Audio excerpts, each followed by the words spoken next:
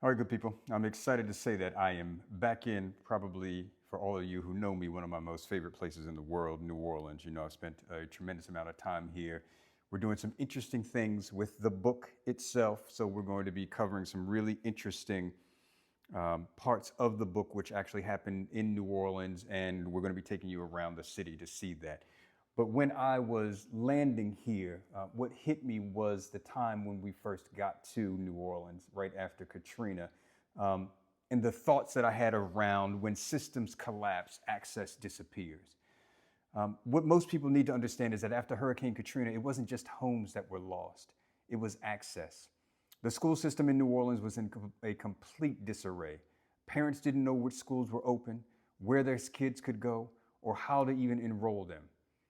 And here was what hit me as a parent. I could pick up the phone and call someone and make sure that my son had the best options. But what about every other parent in New Orleans? So we created something simple, something elegant, but something powerful called the Schools Fair.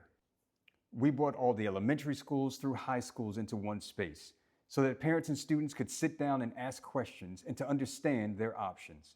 And I remember the first year, the radio and the television stations actually interviewed me and they said, what is my big dream? What is my goal for the Schools Fair? And I simply said that it gets so large that we have to hold it in the Superdome. And by the time I left New Orleans, that's exactly where it was held. But this was never just about an event. It was about taking a chaotic system and making it usable for families. It was about creating a space where the community and the system could actually meet together on equal footing.